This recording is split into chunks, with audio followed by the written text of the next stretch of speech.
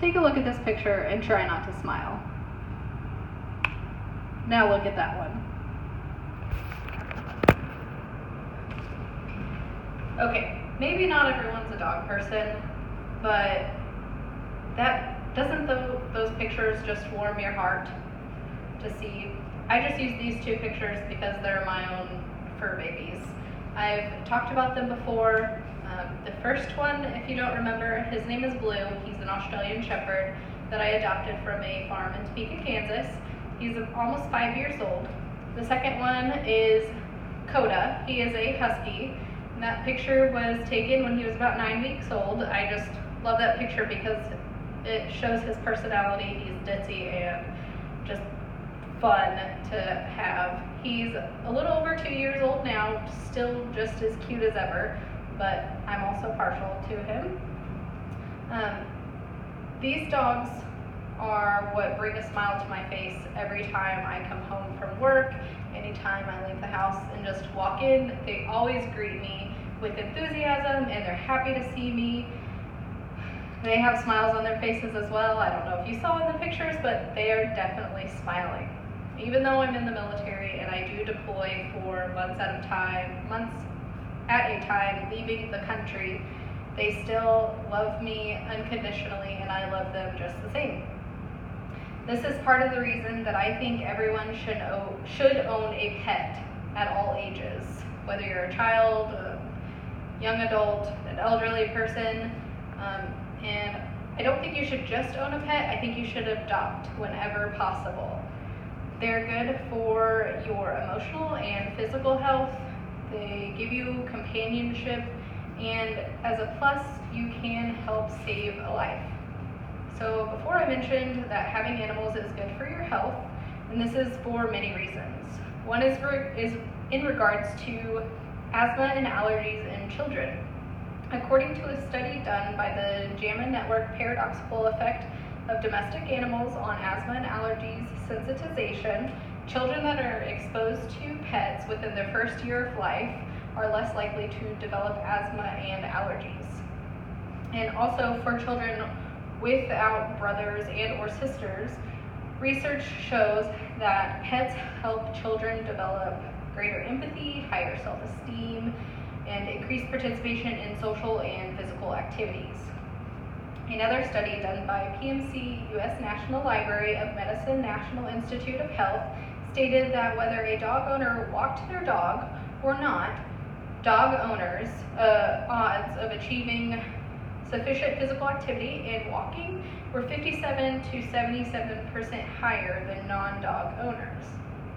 According to the National Center for Health Research, companion animals may improve heart health by lowering blood pressure and regulating the heart rate during stressful situations. The study indicated that having a dog or a cat lowered the risk of heart disease as well as lowering stress. A similar study found that having your dog in the room lowered blood pressure better than taking a popular medication called an ACE inhibitor when you are under stress.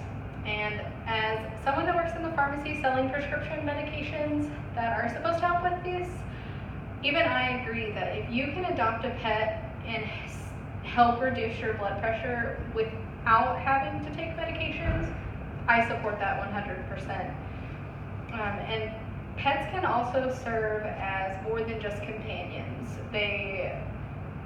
Dogs can be trained as service animals, so dogs can, and even other animals in some cases, but it's most common that it's dogs, can be service animals for people with disabilities, such as having seizures or anxiety disabilities, if they've had something, PTSD, something traumatic happened in their life.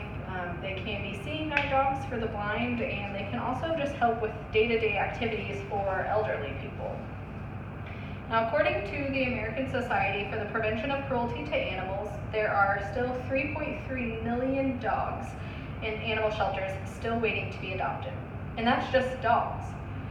There are many more animals that can be adopted as well. I know Wayside Waifs has dogs and cats. They have kittens, puppies, and rabbits waiting to be adopted. The benefit of adopting is that a lot of shelters will spay or neuter, whichever is required, the animal that you're adopting, and they'll also vaccinate the animals, which save you money and ensure that the animal is healthy when you are adopting them.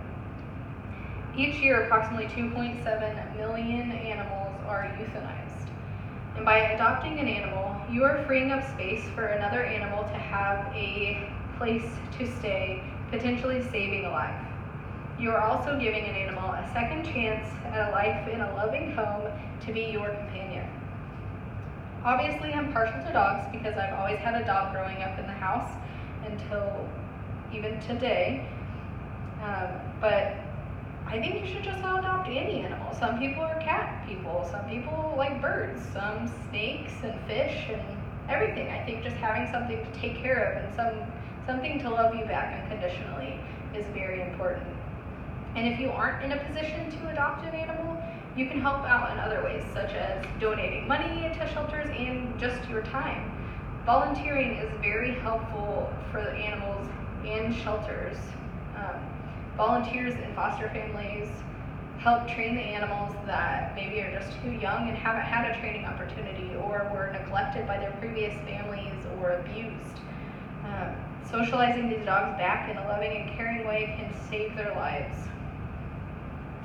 And October is Adopt a Shelter Dog Month, and so after hearing all of this, why wouldn't you want to adopt a dog? And this is my last. The ASPCA has Find Your Fido, and Fido is a virtual canine ambassador representing the millions of dogs in animal shelters nationwide, all of whom deserve safe and loving homes. That's Fido on the right, and then an adoptable pet on the left. So like I said, I think you should adopt a pet for all of the benefits.